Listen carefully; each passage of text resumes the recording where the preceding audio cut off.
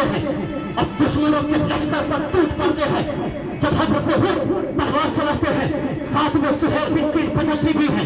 जब उन दोनों में से कोई दुश्मनों के नफे में आता है तो दूसरा पहुंच जाता है और बचा लेता है। इस तरीके से जो है लड़ाइयाँ होती रही। हजरत हुर जो है अपनी शमशीर सनी का जौहर दिखाते रहे, यहाँ तक कि जो है हजरत हुर लड़ते लड़ते शहीद हो जाते हैं। अब सुहैल बिन की तजल्ली बचते हैं। सुहैल बिन की तजल्ली जो है तने परहा लड़ रहे हैं। आखिर तने परहा 22,000 लश्कर चर्रार से कत्तर लड़ते, उन यसीदियों ने आपको घेर लिया। घेरने के बाद हजरत सुहैल बिन की हजरत सुहैल बिन की तजल्ली की भी शहादत हो जाती है। अब जरा गौर कीजिए, हजरत इमाम अली मुकाम रज़ियल्लाहु तआला अन्हु के जो हमराह आए थे, यानी जो 17 साहबजादगान अहले बैत आए थे, अब उनकी शहादत की बारी आती है। सबसे पहले हजरत अब्दुल्लाह बिन मुस्लिम हजरत इमाम अली मुकाम रज़ियल्लाहु तआला अन्हु की बारगाह में जो है अपने हाथ बांध करके खड़े हुए हैं और अरीज़ा पेश कर रहे हैं, ऐ इमाम मुझे झंडे बिछाने की इजाजत दे दीजिए,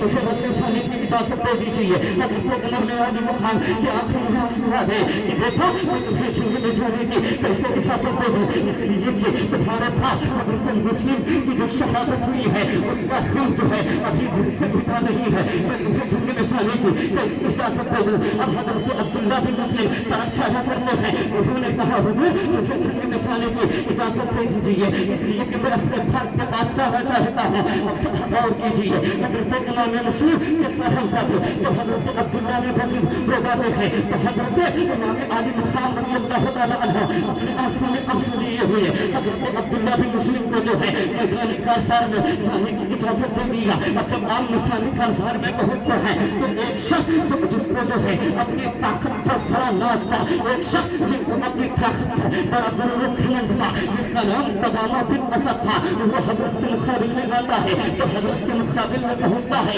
तो हजरत ने अपने तलवार से ऐसा वार किया कि वो वहीं पर जो है खाको खून होकर के तड़पने लगता है। अब जरा गौर कीजिए, एक शख्स ने हजरत इमाम मुस्लिम के बेटे हजरत अब्दुल्लाह पर ऐसा निज़ाम मारा कि आप वहीं पर शहीद हो जाते हैं। उसके बाद जब आपके चचा हजरत जाफर बिन अकील ने देखा कि आपके भतीजे को शहीद कर दिया गया है, वो तलवार लेते हैं। तलवार लेने के बाद आप मैदान कारसार में पहुंच जाते हैं। दुश्मनों पर बेतहाशा तलवार चलाना शुरू कर देते हैं, यहाँ तक कि जो है आपकी तलवार के ज़ख्म में जो भी आता है आप उसको जो है खाको खून में गलता कर देते हैं। अब जरा गौर कीजिए, इस तरीके से जो है हजरत जाफर की भी शहादत हो जाती है। हजरत जाफर की शहादत के बाद तो हजरत अब्दुर्रहमान बिन अकील ने देखा कि उनके भाई शहीद कर दिए गए हैं, तलवार लेकर वो भी मैदान में आ जाते हैं। लेकिन जो है कुछ देर तक लड़ाई होती रही, यहाँ तक कि उस्मान बिन जुहनी ने और जो है बिशर बिन सौद हमदानी ने इकट्ठा होकर के हजरत अब्दुर्रहमान बिन अकील को शहीद